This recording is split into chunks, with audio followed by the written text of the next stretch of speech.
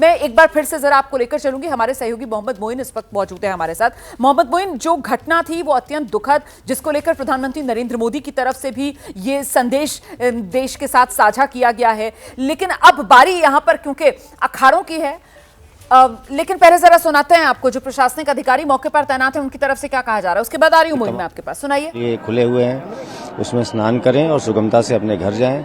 शीघ्र ही अमृत स्नान प्रारंभ होने वाला है और पूर्णतया सकुशल उसको संपन्न कराया जाएगा। जो सर ओवर क्राउडिंग हुई थी उसके बाद कोई और अन्य रास्ता बनाया गया, क्योंकि हमने देखा कि अखाड़ों ने अपना स्नान जो है कैंसिल कर दिया, कॉल ऑफ कर दिया। उसके बाद हमने देखा कि ये जो स्नान की जगह है अखाड़ों की, वहाँ पर भी पब्लिक स्नान करते हुए दिखाई दी। नहीं, कॉल ऑफ नहीं किया गया, वो टेम्पररी एक पोस्टपोनमेंट था, थोड़ा डिले हो गई थी, जो कि आप जैसा आप देख रहे हैं इसमें हम पूरी तरह से तैयार हैं अमृत स्नान की को वेलकम करने के लिए।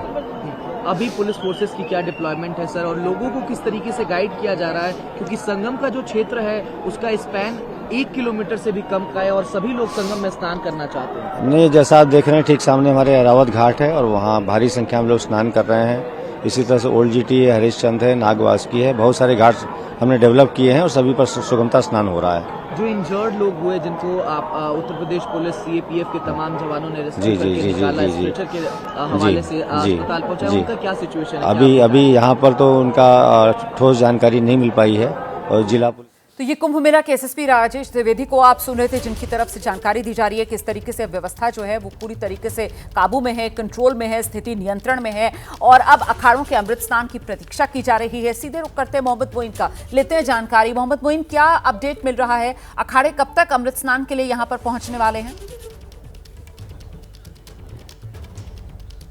देखिए, आपको बता दें कि भगदड़ की घटना के बाद जो अखाड़े हैं उन्होंने अमृत स्नान का जो कार्यक्रम था उसे टाल दिया था।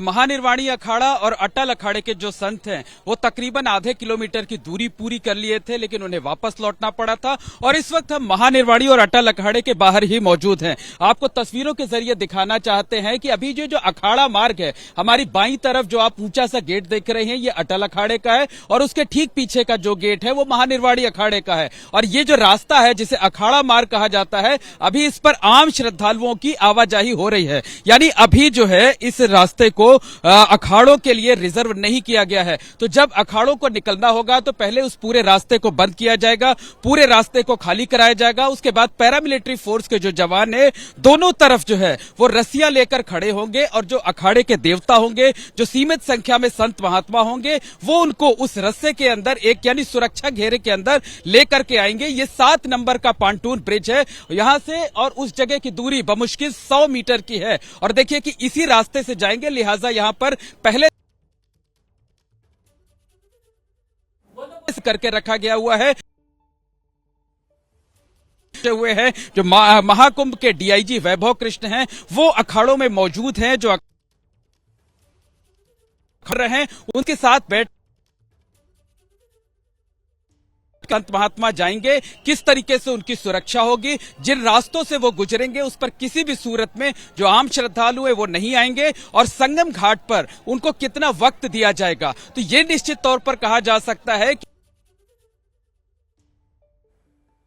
स्नान करने के लिए निकलेंगे, लेकिन अभी निकलने में यानी जो शिविर है, जो छावनी है, वहां से निकलने में अभी कम से कम आधे घंटे का वक्त लगेगा, क्योंकि जब ये रास्ते ब्लॉक किए जाएंगे, इन रास्तों को बंद किया जाएगा, उसके बाद ही यहां पर सबसे पहले पहुंचेंगे जिस जगह पर हम खड़े हुए हैं और यहां से पांटून पुल नंबर 7 से होते हुए अखाड़े आगे की तरफ बढ़ेंगे और इस जगह से जो संगम घाट है वहां की दूरी 2 किलोमीटर की है। तो जो सबसे पहले अखाड़े के देवता आएंगे वो महानिर्वाणी अखाड़े के होंगे, अटल अखाड़े के होंगे। और महानिर्वाणी अखाड़े के बारे में आपको बता दें कि धर्म की रक्षा के लिए महानिर्वाणी अखाड़े का बहुत गौरवशाली इतिहास रहा है। अगर आज हम वाराणसी में काशी विश्वनाथ जी का जो मंदिर देख रहे हैं, उसके लिए महानिर्वाणी अखाड़े के जो नागा संत हैं उन्होंने कई लड़ाइयां लड़ी और 2 बार तो मुगलों की सेना को परास्त भी कर दिया था और मंदिर पर कतई कब्जा नहीं होने दिया था। हालांकि जो तीसरा युद्ध हुआ था उसमें जो कई नागा संत हैं वो बलिदान हुए थे, लेकिन आज जो हम मौजूदा स्वरूप देख रहे हैं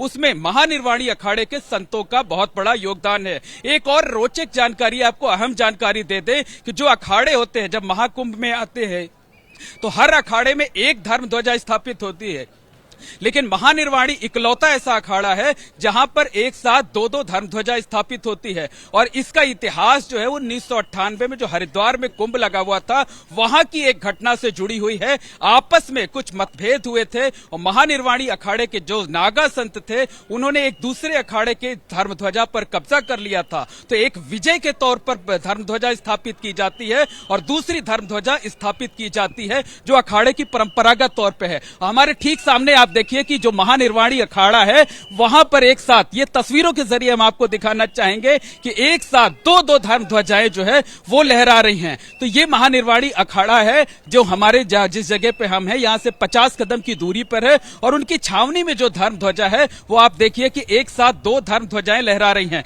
अभी बात हम कर रहे थे शास्त्री ब्रिज की। शास्त्री ब्रिज हमारे पास से नजदीक है, तकरीबन आधा किलोमीटर की दूरी है। शायद कैमरे के जरिए हम बेहतर तरीके से दिखा पाएंगे। हम अपने कैमरा सहयोगी राजेश कुमार से कहेंगे कि वो तस्वीरों को जूम करके दिखाएं कि जो आस्था का जनसैलाब है वो यहां पर किस तरीके से शास्त्री ब्रिज पर नजर आ रहा है।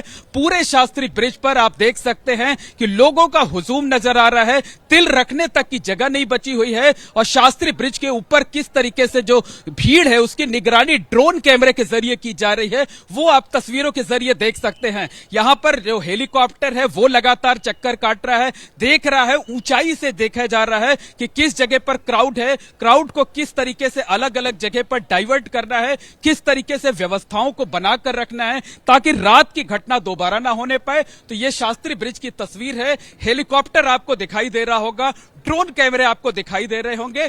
जो स्नान है वो स्नान चल रहा है, लेकिन अखाड़ों के अमृत स्नान के शुरू होने में अभी थोड़ा वक्त लगेगा।